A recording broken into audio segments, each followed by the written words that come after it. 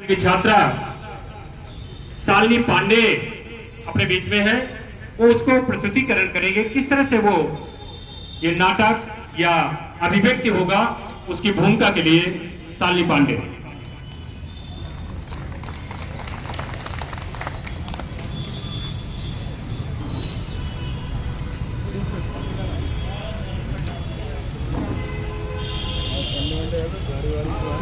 प्रथम सम्मान में सबके शीश अपना झुकाती हूँ। प्रथम सम्मान में सबके शीश अपना झुकाती हूँ।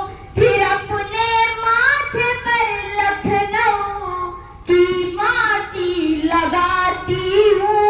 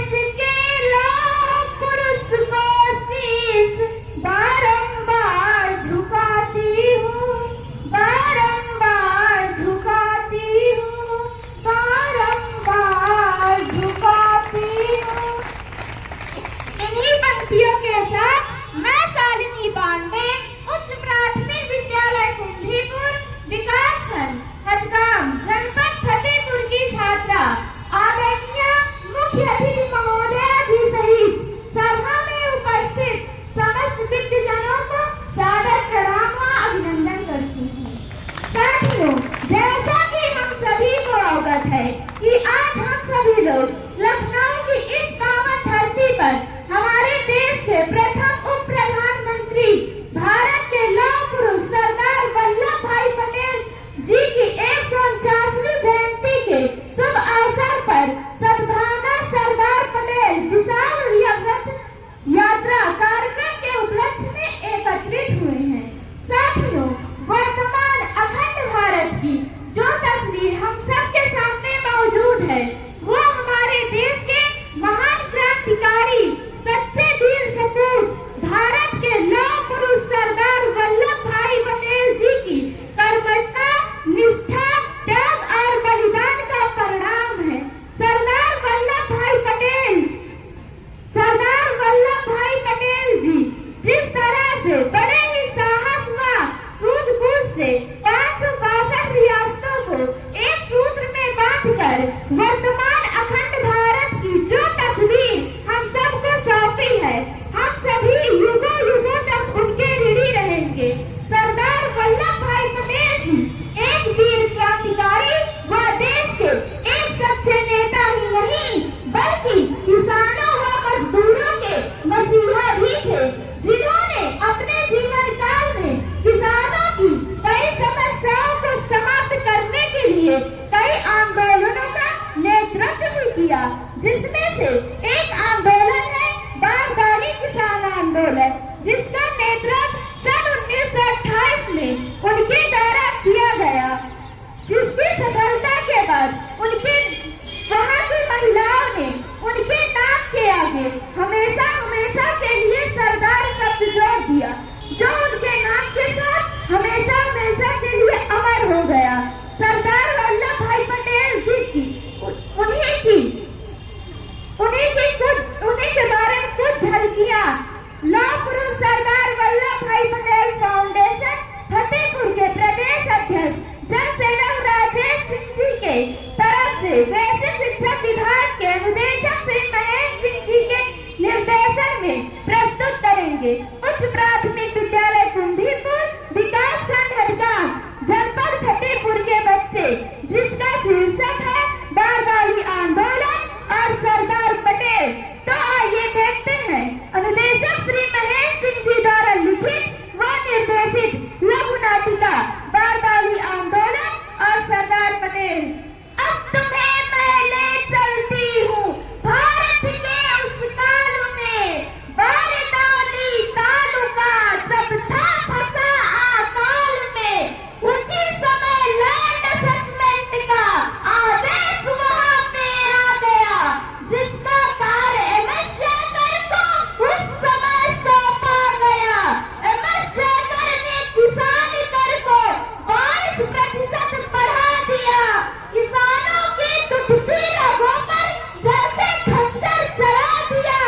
अंग्रेजी सरकार किसानों से जबरन कर लेती थी। अंग्रेजी सरकार किसानों से जबरन कर लेती थी। आओ देखें वहाँ किसानों की गत क्या क्या होती थी, की गत क्या क्या होती थी।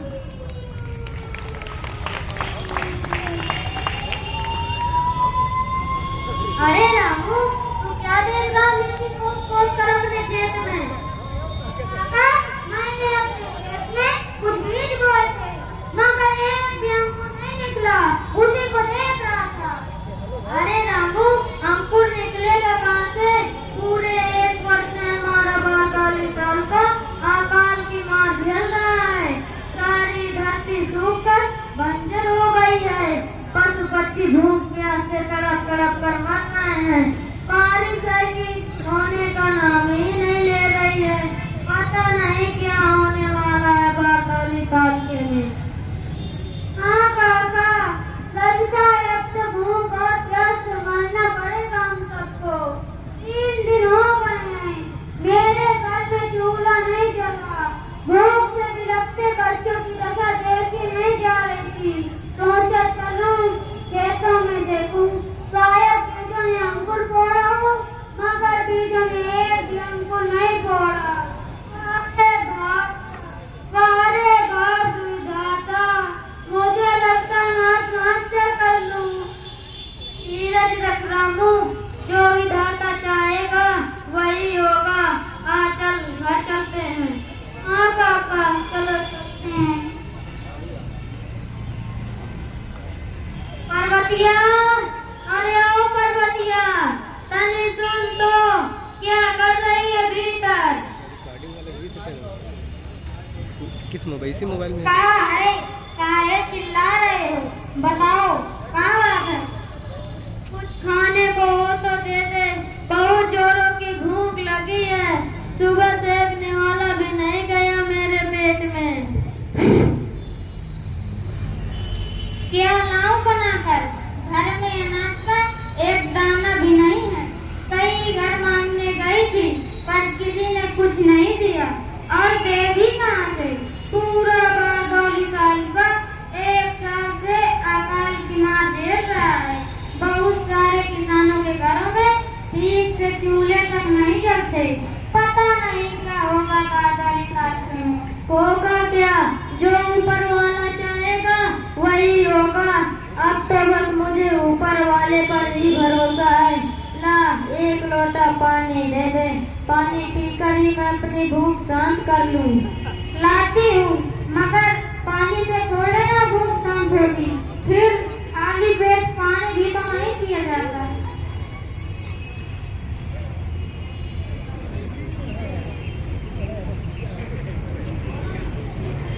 अरे श्यामू, तुमने कुछ सुना? आज अपने मोहल्ले में एक लड़का भूख से मर गया है। किसका लड़का पापा? रामू का लड़का 3 दिन का भूखा प्यासा मर गया है। क्या? रामू का लड़का मर गया है? आओ उनके घर चलते हैं। हाँ हाँ, चलो हम उनके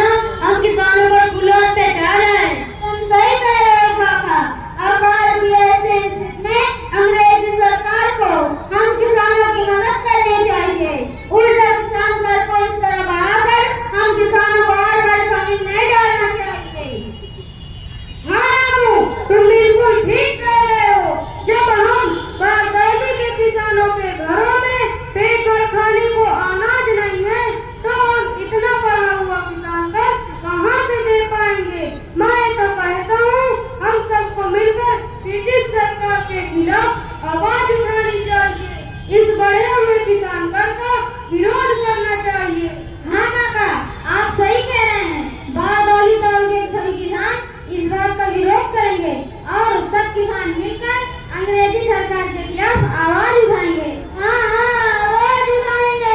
अंग्रेजी सरकार मुर्दाबाद मुर्दाबाद, अंग्रेजी सरकार मुर्दाबाद मुर्दाबाद, अंग्रेजी सरकार मुर्दाबाद मुर्दाबाद। भारत सरकार वापस आओ वापस आओ, भारत सरकार वापस आओ वापस आओ, भारत सरकार वापस आओ वापस आओ। Shut up, bloody fool Indian farmers! How dare you! तुम लोगों की हिम्मत कैसे हुई ब्रिटिश गवर्नमेंट के खिलाफ आवाज उठाने की? शायद तुम लोगों को नहीं पता इस बात के लिए तुम सबको गिरफ्तार करके जेल में डाला जा सकता है। हाँ, गिरफ्तार कर लीजिए हम लोगों को और लोगों को डाल दीजिए जेल के अंदर। कम से कम अगर बीमार और अंग्रेजी सरकार के अत्याचारों से तो अच्छी रहेगी जेल। हरामखोर इंडियन कुत्ते, तूने मेरे सामने भौंकने की जुर्रत कैसे की? हम तेरी सारी गर्मी निकाले देता है ताकि फिर कोई इंडियन कुत्ता मेरे सामने भौंकने की जुर्रत न कर सके। बोल हरामखोर, और भौंकेगा लोगों को ब्रिटिश गवर्नमेंट के खिलाफ बढ़ जाएगा। बोल हरामखोर, आज मैं तेरी सारी गर्मी निकाले देता। बोल हरामखोर, बोल। इस पर रहम कीजिए मालिक, इस पर रहम कीजिए वरना ये मर जाएगा। इसको छोड़ दीजिए मालिक, इसको छोड़ दीजिए। तुम इंडियन लोगों का यही गंदी हैबिट होता है। तुम लोग लाडों का खून होता है, बातों से नहीं मानता है। अब तुम लोग खड़ा खड़ा हमारे मुंह क्या काटता है? जाओ जल्दी से अपने अपने हाउस से फार्मर टैक्स लेकर आओ, क्योंकि हम ब्रिटिश अफसरों का फालतू टाइम नहीं रहता है। जाओ। मालिक अभी तो हम लोगों के घरों में अनाज का एक दाना भी नहीं है, हम आपको किसान कर कहाँ से दें? अरे ब्लडी फुल इंडियन फार्मर्स, तुम लोगों के पास अनाज का एक दाना ही हो तो तुम्हारे घरों में मवेशी और बर्तन तो है। तुम लोग हमेशा क्यों नहीं हमारा टैक्स चुका देता है? तुम्हारा absolutely right, तुम एकदम ठीक कहता है। इनको बर्तन और मवेशी बेचकर हमारा टैक्स चुकाना चाहिए। तुम सब लोग कान खोलकर हमारी बात ध्यान से सुनो, तो एक बात हम फिर आएगा। तब तक तुम लोग हमारा टैक्स का इंतजाम कर लेना, वरना तुम सब लोग खैरियत नहीं होगी। Understand? Bloody fool Indian farmer के मेरा पूरा मूड खराब करके ले गए। आओ अब हम लोग चल रहा है। मैंने तुझे कितनी बार मना किया है, 3 घरों के रूप मत लगाकर, मगर तू मेरी बात सुनता ही नहीं है। देखो तो कितनी बेरहमी से मारा है हम घोर के। कमीने कहीं के हमारे देश का ही खाते हैं, हमें ही सताते हैं। शर्म भी नहीं आती बेशर्मों को। काका आखिर कब तक सहते रहेंगे हम इन घोरों के अत्याचारों को? काका आज इस घोर ने केवल नामों को ही नहीं मारा, बल्कि उसने बारदारी के हर किसान के आत्मसम्मान को मारा है। अब मुझे समझ में नहीं आता कौन करेगा हमारी मदद, कौन बचाएगा इन घोरों के अत्याचारों से? बचाएगा वो अंग्रेजों के अत्याचारों से जरूर बचाएगा। है एक मजदूर और किसानों का मसीहा हमारे देश में, जो किसानों की लड़ाई को अपनी लड़ाई समझ कर लड़ेगा। कौन है ये पुरुष? जल्दी उनका नाम बता और उन्हें बारदारी का हुक्म ला, नहीं तो ये गोरे हमें जीने नहीं देंगे। वो है किसानों मजदूरों के मसीहा वल्लभ भाई पटेल जी। अब वही हमें इन गोरों के अत्याचारों से बचा सकते हैं। तो फिर देर किस बात की? हमें तुरंत वल्लभ भाई पटेल जी को बारदारी बुलाकर बारदारी किसान आंदोलन की बागडोर उनके हाथों में सौंपनी चाहिए। लेकिन उनके पास जाएगा कौन? उन्हें बुलाकर बारदारी लाएगा कौन? मेरी समझ से यह काम मेहता बंधुओं से अच्छा और कोई नहीं कर सकता। इन्हें ही वल्लभ भाई पटेल जी के पास जाना चाहिए और उन्हें बुलाकर बारदारी लाना चाहिए।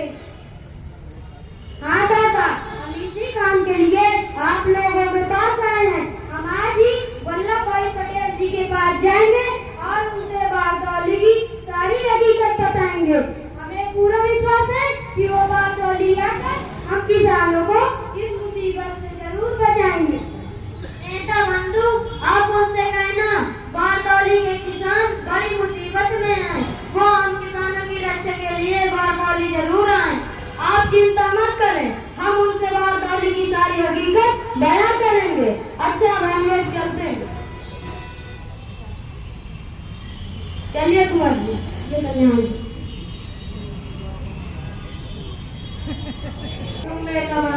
के द्वारा बारदौली की सारी समस्या सुन ही चुके हो। अतः मैं चाहता हूँ कि तुम तत्काल बारदौली जाओ और बारदौली किसान आंदोलन की बागडोर अपने हाथों में लेकर वहाँ के किसानों को इन गोरों के अत्याचारों से बचाओ। पता नहीं ये गोरे क्या करना चाहते हैं हमारे भारत में। क्यों नहीं बापूजी, जब आपका आदेश और आशीर्वाद मेरे साथ है तो मैं आज ही बारदौली के लिए रवाना होता हूँ और आज से बारदौली किसान आंदोलन की बागडोर अपने हाथों में लेकर यह लड़ाई शुरू करता हूँ। पिताजी, इस आंदोलन के लिए आप बारदौली अकेले नहीं जाओगे। आपके साथ आपकी बेटी बड़ी बहन भी बारदौली जाकर इन किसानों की लड़ाइयों को लड़ेगी और उन्हें गौरव के अत्याचारों से छुटकारा दिलाएगी। या तो मेरे लिए गर्व की बात है बेटी कि मेरे बेटी के मन में देश के किसानों और मजदूरों के प्रति इतना स्नेह है।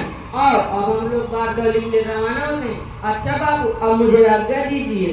जाओ पटेल, मुझे आशा ही नहीं पूर्ण विश्वास है कि तुम आंदोलन का नेतृत्व बड़े ही सफलतापूर्वक करके वहाँ के किसानों को इन गोरों के अत्याचारों से छुटकारा दिलाओगे।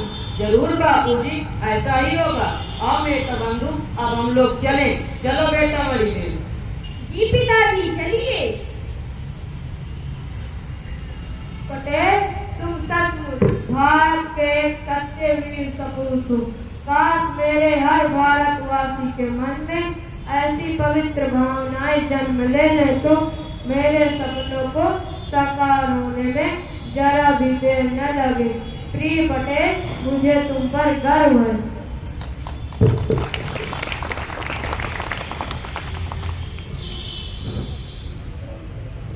आपकी बात तो ठीक है, पर हम सभी जानते हैं ब्रिटिश सरकार के पास कानून है, ताकत है, सैनिक है। हम मामूली किसान उनसे मुकाबला कैसे कर सकते हैं? हाँ बेटा पटेल, मुझे नहीं लगता ब्रिटिश हुकूमत के सामने हमारा आंदोलन टिक पाएगा, क्योंकि ब्रिटिश सरकार आज बहुत बड़ी ताकत बन चुकी है हमारे भारत में। मुझे लगता है हमें यह आंदोलन बंद कर देना चाहिए। आप लोग डर मत तोड़िए काका, मैं जानता हूँ कि ब्रिटिश हुकूमत के पास एक बहुत बड़ी शक्ति है, पर हम अभी भी ब्रिटिश हुकूमत से जीत सकते हैं और अपने इस आंदोलन को सफल बना सकते हैं। जीत सकते हैं? मगर कैसे जीत सकते हैं हम इन गोरों से? उन गोरों की शक्ति के आगे हम किसानों का आंदोलन है ही क्या? फिर हम उनसे कैसे जीत सकते हैं? एकता के बल पर। एकता के बल पर? हाँ बहन, एकता के बल पर। एकता एक ऐसी शक्ति है जिसके बल पर हम बड़ी से बड़ी ताकत को प्राप्त कर सकते हैं। और मैंने पूरे 42 साल के भ्रमण किया और सबसे यह आग्रह किया है कि अब सबको एकजुट होकर यह लड़ाई लड़नी होगी। काफी लोग मेरे इस विचार से सहमत हैं और मैंने ब्रिटिश हुकूमत को चेतावनी पत्र भेज दिया है। क्या आप लोग इस लड़ाई में मेरे साथ हैं? क्यों नहीं साहब, जब हम किसानों के हित के लिए अब बारदौली आए तो हम किसान पीछे कैसे रह सकते हैं? हम आपके साथ हैं। हाँ हाँ, हम आपके साथ हैं। वल्लभ भाई पटेल जिंदाबाद, जिंदाबाद। वल्लभ भाई पटेल जिंदाबाद जिंदाबाद। फिर बोलिए भाई। भारत किसान को जिंदाबाद। भारत किसान को ब्रिटिश सरकार ब्रिटिश सरकार बारदौली किसान आंदोलन बारदौली किसान आंदोलन। पिताजी, इन किसानों की एकता और इनका उत्साह देखकर अब मैं पूर्ण विश्वास के साथ कह सकती हूँ कि जीत हमारे आंदोलन की ही होगी। क्यों नहीं बेटा भाई में, जब तुम किसी वीरांगना व्यक्ति नारी शक्ति के रूप में इस आंदोलन में शामिल है तो इस आंदोलन को सफल होने से कौन रोक सकता है? नारी शक्ति माई बहन पटेल जिंदाबाद, जिंदाबाद। नारी शक्ति माई बहन पटेल जिंदाबाद, जिंदाबाद। नारी शक्ति माई बहन पटेल जिंदाबाद, जिंदाबाद। अरे भाई,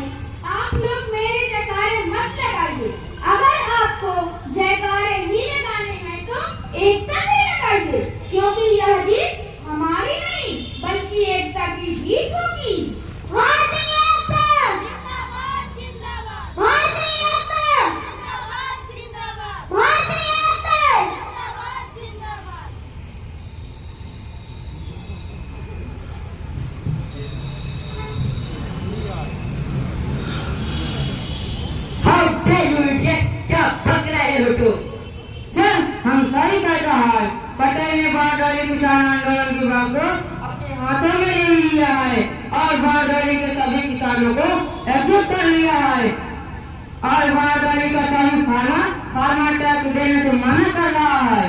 अरे तुम घबराता काहे को है? हम तुरंत पटेल को गिरफ्तार करवाने का इंतजाम करता है। फिर हम देखता है ये फार्मर लोग क्या करता है। सर आप पटेल को गिरफ्तार करवाने की भूल कभी मत करना, क्योंकि पटेल कोई मामूली नेता नहीं है। अगर पटेल गिरफ्तार हुआ तो गांधी बारडोली आ सकता है। अगर गांधी बारडोली आया तो इंडिया का सभी फार्मर एकजुट हो जाएगा। अगर इंडिया का सभी फार्मर एकजुट हो गया तो इंडिया में जगह जगह पर विद्रोह कर देगा, जो ब्रिटिश गवर्नमेंट के लिए बहुत बड़ा खतरा बन जाएगा। तो फिर हमको क्या करना होगा? ये कुछ बताएगा? Meeting sir, meeting. हमें पटेल से मीटिंग करनी चाहिए और जानना चाहिए आखिर यह चाहता क्या है। क्या यह बारडोली के किसानों को ब्रिटिश गवर्नमेंट के खिलाफ भड़काता है। तो ठीक है, चलो हम पटेल के पास फिर चलता है और देखता है वो की चाहता क्या है। Follow me. Yes sir.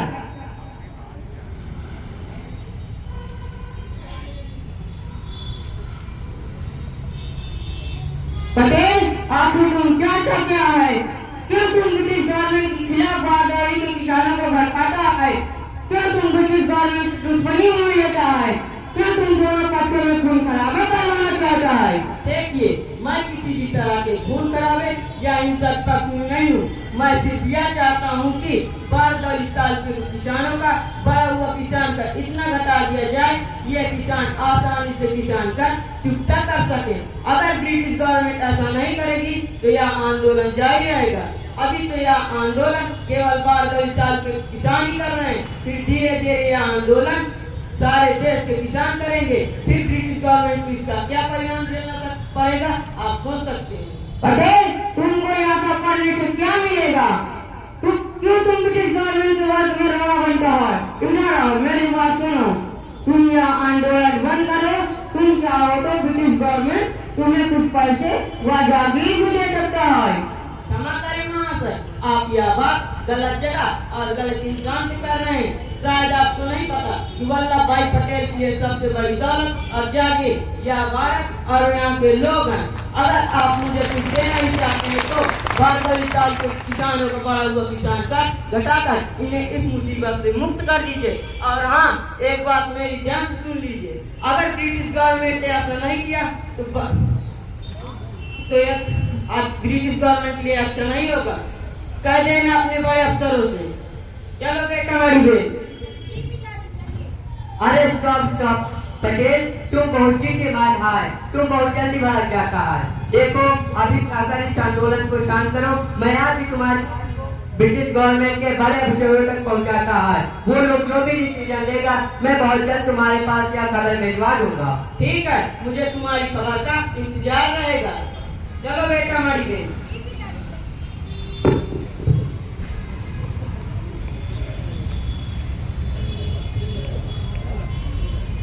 अगर वल्लभ भाई पटेल जी बारडोली न आते तो क्या गोरे हम किसानों पर अपने अत्याचारों को कम न करते।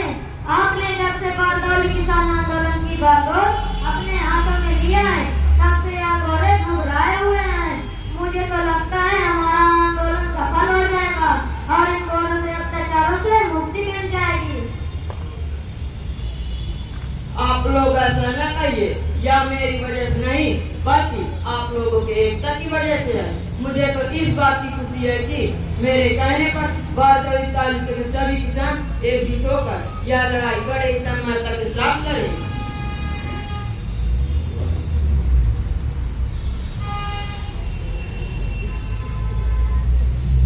खुशखबरी खुशखबरी खुशखबरी खुशखबरी खुशखबरी खुशखबरी। ऐसी खुशखबरी नेता बंधु।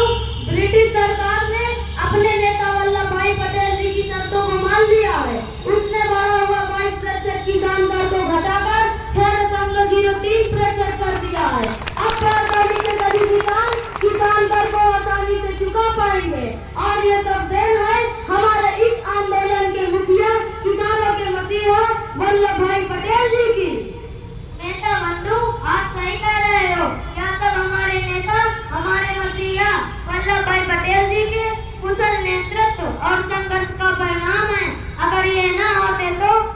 किसानों की जीत संभव नहीं थी।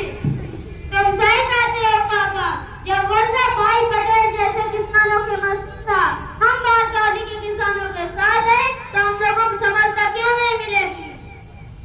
किसानों के ऐसे मसीहे को आज हम बारडोली की समस्त महिलाएं नमन करती हैं और आज से इन्हें अपना सरदार मानती हैं। तो बोलिए मेरे साथ, सरदार वल्लभ भाई पटेल जिंदाबाद जिंदाबाद, सरदार वल्लभ भाई पटेल जिंदाबाद जिंदाबाद, सरदार वल्लभ भाई पटेल जिंदाबाद जिंदाबाद। अब मुझे यह कहते हुए हर्ष हो रहा है कि यह आंदोलन सफल हुआ और मुझे सबसे बड़ी खुशी इस बात की है कि मेरे कहने पर बारडोली सभी किसान एकजुट होकर यह लड़ाई लड़े और और क्या जीत केवल मेरी जीत नहीं बल्कि हम सब समस्त भारतवासियों के एकता की जीत का है। इसलिए मैं समस्त भारतवासियों से यह अनुरोध करता हूँ कि समस्त भारतवासी अपनी एकता को सदैव बनाए रखें। एकता ही शक्ति है, एकता ही विजय है। पिताजी सही कह रहे हैं।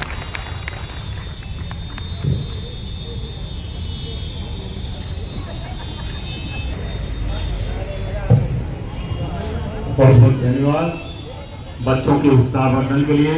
कभी नहीं देखा, इतने सुदूर अंचल से आके इन बच्चों ने जो किया है ये अच्छे नहीं कर सकते। बेटा एक बार जोरदार ताली आपके लिए बजा दो बच्चों की। बाकी आप सब लंबी यात्रा करके आए होंगे, थकान भी होगी, लेकिन बच्चों ने जो प्रस्तुति दी है, जैसा विवेक जी कह रहे थे कि सच में उन्होंने मन मोह लिया। अगर 100 में से 100 नंबर किसी को देने हो तो 100 में से 100 नंबर उनको जाते हैं। सरदार पटेल जी के जीवन के बारे में, उनके व्यक्तित्व और कृतित्व दोनों का जिस तरह से मंचन किया है और बच्चियों ने जिस तरह से उनके विषय में अपने भाषण बोले हैं, अपने शब्द रखे हैं, मुझे ऐसा लगता है कि बड़ी तैयारी के साथ, बड़ी मेहनत के साथ और जिस भाव में वो बोल रही थी बच्ची, मुझे लगता था कि वो आने वाले भारत की एक महान नेता के तौर पर उभरेगी। हमारे जनपद में एक ऐतिहासिक समय तक जिला विद्यालय निरीक्षक का दायित्व का निर्वहन किया है और आज जो भी दिखता है कहीं न कहीं उनका भी योगदान है।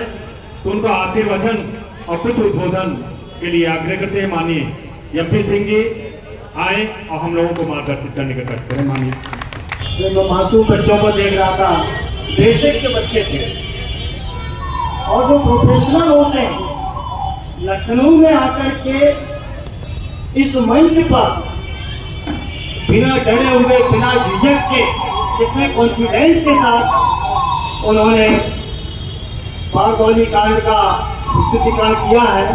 इसके लिए मैं राजेश जी, उनके बच्चों के गुरुजी और पूरी टीम को बहुत बहुत धन्यवाद देता हूं और बच्चों को हृदय से आशीर्वाद देता हूं कि वो उन्नति करें और जो उनके अंदर दिख रहा है कि निश्चित रूप से वो भी महान बनेंगे, ऐसी मेरी कल्पना है।